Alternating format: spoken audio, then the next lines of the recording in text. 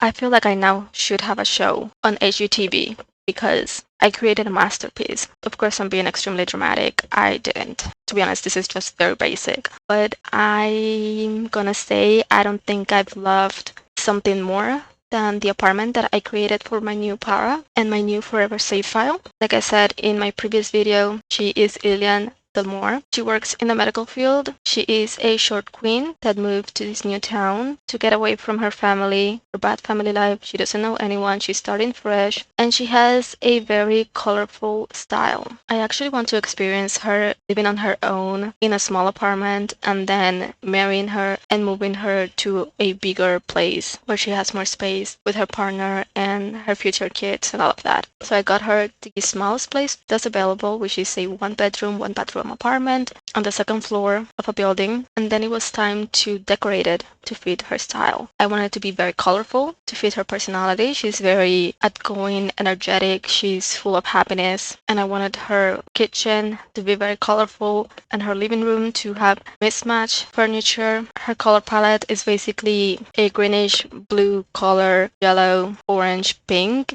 The bathroom is actually like one of my favorite rooms that I did. I'm not a pink girly, but for some reason I loved the way that it turned out. At one point, I ran out of money. I had to sell a few things. The kitchen is now smaller. I don't think she needs a big kitchen. It's a single para living in the city. She's meant to be going on dates a lot, so maybe most of the days could be going out to eat, but she doesn't have to cook. I'm just kidding. She should definitely learn to cook because we should all know how to feed ourselves. I wanted her to have a lot of plants around her house, but to be honest, I feel like the clutter is still a little bit limited. In terms of wall decorations, there were not a lot that I could find. I do love the furniture, the bed, the objects that you can drag them to make them bigger, make them smaller. You have a lot of freedom in this game. In fact, there's even pillows that you can raise to put them on sofas or the bed. I wanted her to have a lot of pillows on her bed, but then I couldn't find a way to decorate it where it looked realistic, so I just gave up. I wanted her room to have a lot more decorations, but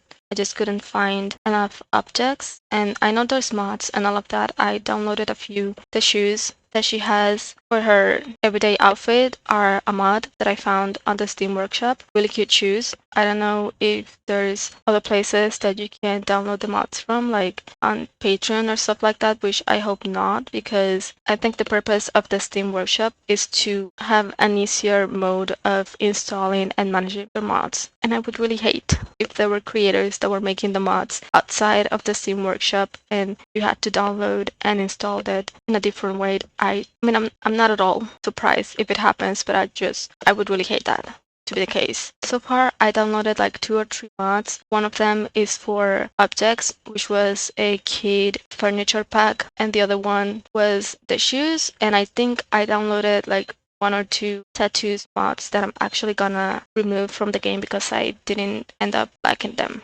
Actually, it doesn't fit my style at all. But I may even dip my toes into modding to see what I can do, because I tried it on inzoi and it actually wasn't as difficult as I thought. The only issue that I had was the rigging, because I had to adjust it to the body of the soy, and for some reason, no matter how much I tried, I couldn't find a way for the outfit to fit the soy avatar properly, and that was really frustrating. But I made 1 or 2 outfits for soys that I just had on my personal library. My soys used, and I really liked them. I share one, but I couldn't share the other because it wasn't actually of a good enough quality. And to be honest, every time the inzoi game had an update, the mods would break. So I just gave up and all of that. But I'm actually gonna try and see if paralives modding is actually easier or not. I know for the style it should be a lot easier, but I'm not really sure.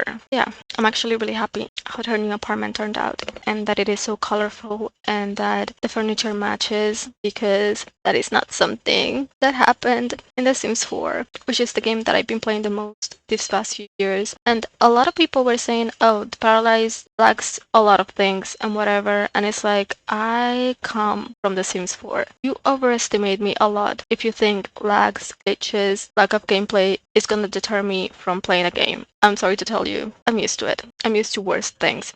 It's been 12 years of me spending money on crap. So, yeah, by comparison, this game is actually amazing. But yes, the build mode is actually so good, so good. And I think it's a lot easier to just get the style that you wanted compared to The Sims 4, where you only had swatches, because at least here you could customize it and decorate it, and if it doesn't match, you can just make a new swatch and it will be okay. Now it should come the fun, and also the least fun part, which is the gameplay, that I've seen a lot of people complain that still needs a lot of work because it's boring and repetitive and soulless. Some people have said, oh, but I'm so excited for this girl to start her life and get her a job and meet her first boyfriend or her future husband and go on dates. Very excited to go on dates, actually. And I'm also very excited to see if all the buildings that are in the world are actually not rabbit holes.